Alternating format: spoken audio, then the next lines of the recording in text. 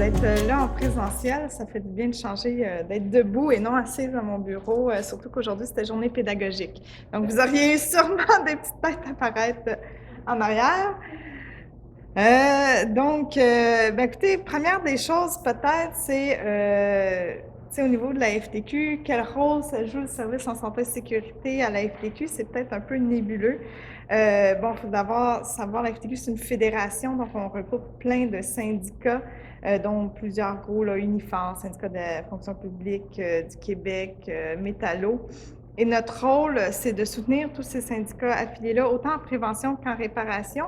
Mais aussi, on a un gros rôle de siéger sur des instances, dont la CNESST, donc sur les pouvoirs réglementaires, et aussi, et on a nos dirigeants qui siègent au CA de la CNESST de manière paritaire, là, avec des associations patronales, et on siège aussi à l'IRSST, entre autres. Donc, on représente les travailleurs sur plusieurs instances. Et on a également, mon rôle, c'est de porter conseil au bureau de la FTQ, savoir politiquement qu'est-ce qu'on réclame en santé et sécurité. Donc, c'est un peu dans ce contexte-là que je viens vous parler. C'est sûr qu'aussi, syndicalement, on a un biais, c'est-à-dire que nous, on voit souvent l'impact direct sur les travailleurs-travailleuses quand ça se passe pas bien dans le milieu de travail. Donc, c'est nous qui accueillons les personnes qui ont subi un accident de travail, qu'il soit d'ordre physique ou psychologique, et on voit vraiment l'impact que ça a. On a vu quelques statistiques. Nous, souvent, c'est la personne qu'on a devant nous. Tu sais, j'ai commencé ma carrière, j'ai été conseillère syndicale pour un syndicat de l'Université de Montréal, des professionnels de la recherche. Et tu sais, des histoires où la personne, c'est une maman qui s'est blessée au dos, qui dit, ben moi, ma fille, elle pleure parce que je peux plus la prendre.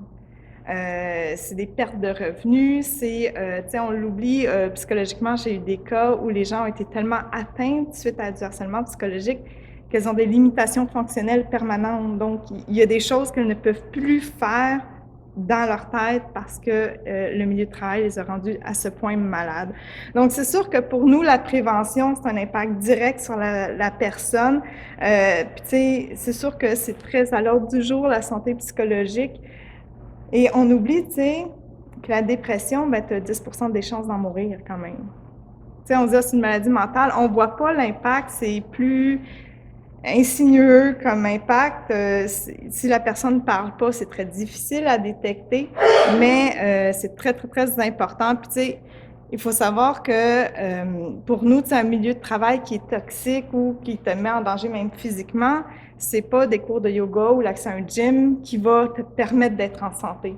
C'est vraiment, il faut penser d'abord le milieu de travail comme tel. Est-ce qu'il te protège? Est-ce que ça permet à l'individu de bien d'être en santé? Puis après ça, oui, on pourra rajouter des cours de yoga, un gym, l'accès au programme d'aide aux employés, mais si ton milieu de travail te rend systématiquement malade, même si tu suis un psychologue, à un moment donné, tu vas tomber parce que ton milieu de travail n'est pas adapté à l'être humain, finalement. Donc, ma prédécesseur en a un peu parlé. Évidemment, il y a des obligations prévues par la loi. De par mon travail, j'ai suivi les 180 heures de commission. Mes filles ont même dit en juin, quand ça a été levé, ils ont fait, ils ont célébré la fin de la commission, juste pour vous dire. Ils reconnaissent le ministre Boulet, tu sais. Je peux vous dire ça. Donc, il y a évidemment des obligations pour tous, et pour les travailleurs et pour les employeurs, mais dans un contexte où les obligations se font dans un contexte, c'est un rapport de pouvoir. Le travailleur, oui, a beau avoir des obligations, s'il sent que s'il respecte ces obligations-là, ça va mettre à risque son emploi, il ne sera pas porté à les exercer, tu sais, ou s'il se dit, ben j'atteindrai pas mon quota de production, ben il dira pas, ben il faut arrêter le travail parce que ça risque de faire mal à l'épaule. T'sais. Il va juste assumer, puis il va se rendre malade, puis il va... Fait que, tu sais, le rôle de l'employeur est primordial. C'est sûr que ça prend de la bonne volonté, ça prend un investissement des employeurs pour être proactifs dans les milieux de travail. Sinon, c'est très difficile. C'est sûr que nous, on est là syndicalement, mais il faut savoir, on est rendu à peu près 40% de taux de syndicalisation au Québec. Fait qu'il y a 60% des personnes qui travaillent au Québec qui n'ont pas de syndicat, qui n'ont pas de porte-parole, que c'est individuellement qu'ils doivent revendiquer ce qui peut être très, très, très difficile à faire, puis même, honnêtement, dans les milieux syndiqués, c'est très difficile à faire aussi. Donc, c'est sûr que s'il n'y a pas une bonne volonté, une participation de l'employeur, ça peut être assez difficile dans les milieux de travail. Euh, donc, tu sais, on a mentionné, oui, la loi prévoit les risques psychosociaux, la loi 27, anciennement le projet de loi 59, qui est maintenant la loi 27 depuis le 6 octobre. Il y a l'introduction vraiment du vocabulaire des risques psychosociaux. Il faut savoir que c'est un peu cosmétique, parce que dans le sens où la jurisprudence l'avait déterminé bien avant que la loi s'appliquait et pour les risques psychiques que physiques. Mais là, on ne pourra plus s'estimer. C'est écrit noir sur blanc, c'est dedans. Et ça, c'est en vigueur depuis le 6 octobre dernier. Donc, c'est déjà dans l'article 51 qui est dans les obligations de l'employeur. Il y a aussi, depuis toujours, dans l'article 51, tout ce qui est lié à l'organisation du travail. Tu sais, honnêtement, c'est rare qu'on va lire exactement ce qu'il y a dans la loi, mais le terme organisation du travail, il est là. Et de mémoire, c'est le 3e paragraphe, le 3 ou 4. Mais, c'est très clair que donc l'employeur a l'obligation de s'assurer que l'organisation du travail ne porte pas atteinte à l'intégrité physique ou psychologique des travailleurs et travailleuses. Donc, ça, c'est très important. Et dans le contexte actuel, je pense que là, on va être de plus en plus porté à y réfléchir parce que, comme ça a été mentionné, l'INSPQ a développé des outils pour évaluer les risques psychosociaux et l'organisation du travail, la charge du travail en fait partie. Donc, on va être beaucoup plus porté à réfléchir à l'organisation du travail dans son ensemble et pas juste est-ce que l'organisation du travail fait que j'ai trop de mouvements à la minute, ce qui était peut-être traditionnellement le regard. Et autre ajout, il y a un 16e paragraphe pour les employeurs, c'est au niveau de la violence dans les milieux de travail, incluant la violence conjugale. Et je voulais particulièrement parler parce que, bon, la violence, on sait la violence avec la clientèle, entre autres dans le réseau public, ça peut être un enjeu, soit les élèves ou dans le secteur de la santé, on a des enjeux à ce niveau-là. Mais la violence conjugale, ce qu'on a, notre crainte, en fait, au niveau syndical, c'est que les employeurs cherchent des solutions faciles. Puis ça, on l'a entendu lorsque le projet de loi a été déposé, se dire, ben, on va juste demander aux femmes qu'elles s'autodéclarent, genre, je suis victime d'une violence conjugale, puis faites de quoi.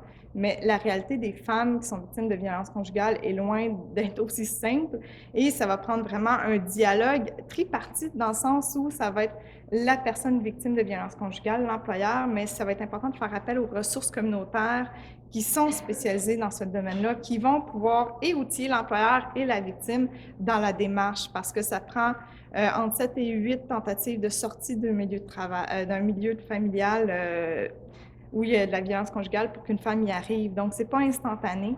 Et c'est un problème qui est très complexe, puisque là-dessus, oui, il y a de la violence physique, il y a de la violence psychologique, il y a de la violence financière.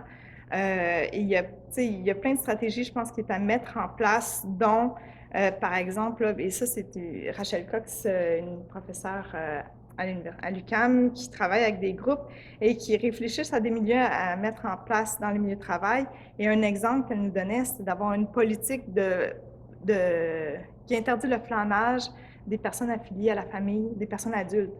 Donc là, si on a une politique comme ça, bien, ça empêche, là, c'est facile pour l'employeur de dire, bien, écoutez, au conjoint, vous ne pouvez pas flâner ici. On a une politique que les gens qui ne sont pas pour les lieux de travail ne doivent pas flâner. Donc, dégage. Donc, tu sais, et là, ça ne vise pas systématiquement la femme, c'est une politique générale et ça permet à l'employeur d'être proactif de manière générale sans mettre plus à risque la victime de violence conjugale. Donc, ça, c'est des réflexions qu'il va falloir faire et toujours se parler entre nous parce que c'est la base, je pense, de si on veut intervenir en santé-sécurité, c'est le paritarisme. C'est la base de la loi, en fait, même la CNESST, les pouvoirs réglementaires, le CA, tout est fait pour qu'il y ait des représentants patronaux et des représentants des travailleurs, travailleuses qui se parlent. Et paritarisme pour bien comprendre ce qui se passe dans le milieu du travail, parce qu'un des enjeux, ce qu'on voit, nous, c'est que souvent les gestionnaires sont dans leur bureau, sont dans leur édifice. On l'a vu tantôt à Cascade, c'est des lieux très différents de travail. Donc, les gestionnaires ne voient pas nécessairement au quotidien qu'est-ce qui se passe sur le plancher. Et c'est les travailleurs et travailleuses qui vont dire, ben ça, c'est peut-être problématique, ou il y a tel enjeu, tu sais, puis on a même vu des cas où les gestionnaires avaient prévu des grandes modifications, des grands changements dans le matériel, entre autres, et là, ils n'avaient pas pensé, ah, mais les travailleurs, il faut qu'ils le nettoient, puis ça, je parle dans une industrie agroalimentaire. Fait que la nuit, c'était le nettoyage des machines, mais ils n'avaient pas pensé à eux. C'était pas vraiment pas adapté. Il y avait plein de cadenassage pour être sûr que le jour, personne se... Mais là, il n'était plus capable de faire le nettoyage. Il fallait qu'il démonte les machines. C'était un risque supplémentaire. Donc, tu sais, l'importance de parler au monde qui font le travail. C'est des gens qui vont être capables de vous informer de c'est quoi la réalité du travail, c'est quoi les enjeux. Tu sais, des fois, aussi éviter des fausses bonnes idées, comme je dis. Par exemple, des quotas de dire on vous donne une prime s'il y a 0 accident. Bien, ça, nous, ce qu'on remarque, c'est que ça favorise la sous-déclaration. Puis là, les gens vont avoir, et même le harcèlement dans le milieu de travail, parce qu'ils vont dire à leurs collègues, non, non, tu ne vas pas déclarer un accident, là, parce que nous autres, on va perdre notre prime. Fait que là, fait que ça crée des enjeux plus négatifs, alors qu'on aurait pensé que c'était une bonne idée au départ, mais au final, ce qu'on se rend compte, c'est que sur le terrain, c'est vraiment pas une bonne idée. Donc, l'importance de se parler, évidemment, la loi prévoit, et là, dès le 6 avril, il va y avoir des mécanismes transitoires, donc des mesures transitoires, et il va prévoir le comité santé et sécurité pour tous les milieux. C'est avec des fonctions réduites d'ici 2025, là, mais il va y avoir 3 fonctions, dans le fond, qui est la participation. J'essaie d'aller vite parce que je vois le temps s'écouler, mais il y a la participation et l'identification avec l'analyse des risques. Donc ça, les 2 parties vont devoir s'y atteler. Et il y a aussi faire les recommandations à l'employeur. Et donc, c'est des rencontres trimestrielles ou qui peuvent arriver plus souvent s'il y a une entente entre les parties. Puis là, il y a aussi tout un ratio de nombre de représentants des travailleurs, travailleuses qui doivent siéger à ce comité de santé et sécurité-là selon le nombre de travailleurs dans l'établissement ou dans le contexte multi-établissement. Parce que c'est une nouvelle réalité avec la loi. Donc, il y a le concept de multi-établissement. Puis c'est sûr que pour nous, c'est un gros enjeu parce qu'on perd, si les employeurs utilisent ça systématiquement juste pour éviter d'avoir trop de comités ou éviter d'avoir trop de libération de représentants de santé et sécurité, mais là, on perd le lien avec le terrain. Puis c'est ça, si on veut être vraiment proactif et connaître c'est quoi qu'il faut faire pour avoir une bonne santé et sécurité et faire de la bonne prévention dans le milieu de travail, il faut avoir l'avis du terrain. C'est la base. Donc, c'est peut-être notre petit bémol de faire attention à l'utilisation massive du multi-établissement. Entre autres, nous autres, on pensait à Résolu, à ArcelorMittal, qui ont des entreprises à des bouts très différents du Québec, là. Donc, comment est-ce que dans un contexte multi-établissement, on pourrait faire de la prévention? Ça, on le voit très mal s'appliquer. Donc, s'assurer, dans le fond, le paritarisme, c'est de parler avec notre monde qu'est-ce qu'ils font sur le plancher. Puis, ils vont nous aider à faire l'évaluation des risques. Oui, on peut passer des questionnaires, mais des fois, juste de parler à une personne, elle va te le dire automatiquement que tel mouvement ou telle machine est mal adaptée, qu'il y a une surcharge de travail, qu'il y a un manque de communication. Les gens le savent, ce qu'ils vivent. Si on les écoute, ils vont le dire. Puis, on l'a dit, je pense que tout le monde le dit, la communication, mais c'est aussi de l'écoute. Donc, il faut apprendre à écouter ce que nos travailleurs, travailleuses disent. Et une fois qu'on les a écoutés, mais il faut aussi prendre des actions. Et là aussi, ça se fait toujours dans un contexte paritaire, évidemment, parce qu'ils vont vous dire si la solution est la bonne ou pas. Et des fois, on l'a vu, par exemple, dans le milieu de la santé, où on s'entend, c'est le bordel actuellement, là. Tout le monde tombe comme des mouches. Mais c'est à la salle où on a demandé aux infirmières, bon, ben c'est quoi la solution? Puis les infirmières se sont consultées entre elles. On dit, ben on va faire des chiffres de 12 heures sur 7 jours. Puis après ça, on a une semaine. Puis elles y arrivent. Il n'y a plus de temps supplémentaire obligatoire ou très peu. Elles arrivent face à d'immenses défis, se parler, trouver des solutions qui, aussi, le fait qu'elles sont impliquées dans la solution, elles en prennent part, elles sont plus prêtes à assumer cette solution-là et à l'appliquer. Donc, même dans des situations très, très, très complexes et difficiles, on voit que consulter nos travailleurs, travailleuses, c'est probablement la bonne façon de faire. Et idéalement, on vise la réduction à la source comme objectif à atteindre, puis ça peut y être par étapes. Par exemple, on peut dire, bon, ben là, il y a trop de bruit dans le milieu de travail. On peut suggérer l'apport des coquilles, qu'on dit, des équipements de protection individuelle, mais Entre autres, pour le bruit, on sait que les études démontrent que ça va juste vous rendre moins sourd.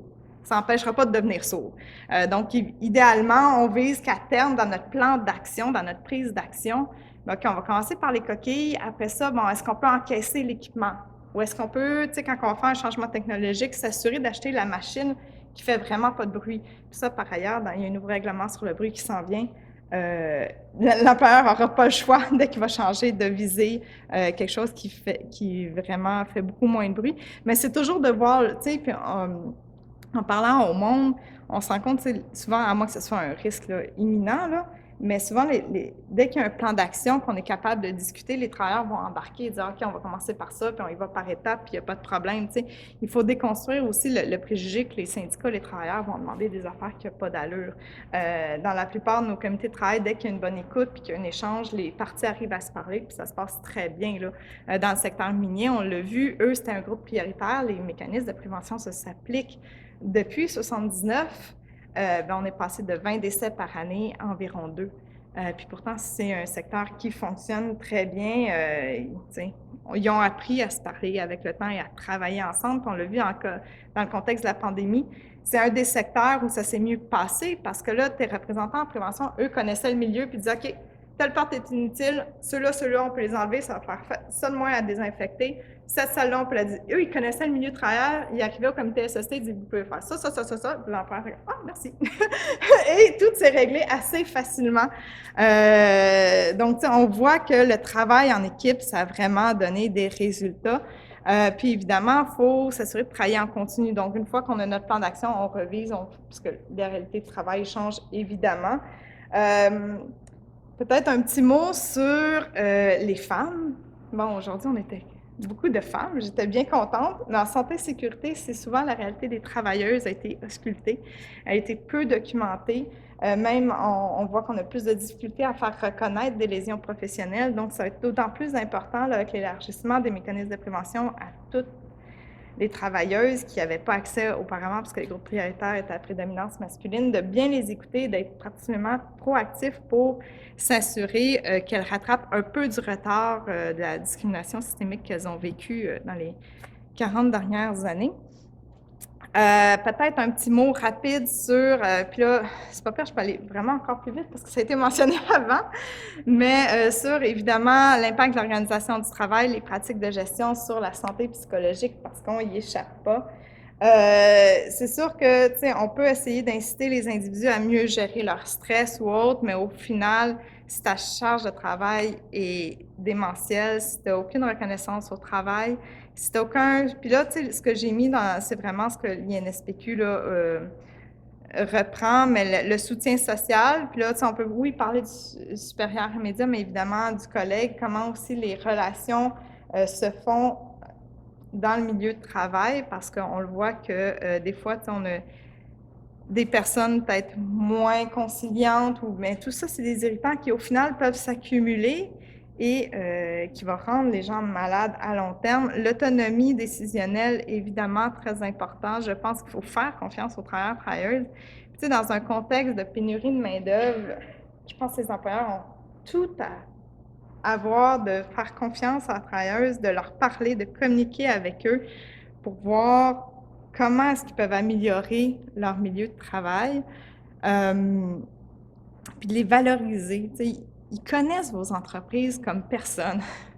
Ils sont capables de vous dire qu'est-ce qui s'en vient, puis qu'est-ce qui serait bon à mettre en place. Je regarde mes notes. J'ai aussi oublié de dire que, tu sais, dans l'évaluation des risques, dans le diapo précédente, on oublie aussi peut-être un ami de nos milieux de travail, qui est la direction de la santé publique, qui va être capable et qui va avoir un rôle étendu là, par ailleurs avec la nouvelle loi, là, mais qui va être capable aussi d'aider, tu sais, lorsqu'on n'est pas certain des risques présents, faire l'évaluation des risques psychosociaux. De faire appel à la santé publique peut être aussi un outil à utiliser pour être sûr que nos milieux de travail sont adaptés à la vie humaine, comme je dis. Donc, là-dessus, ça fait un peu le tour. Donc, je serai disponible pour les questions par la suite.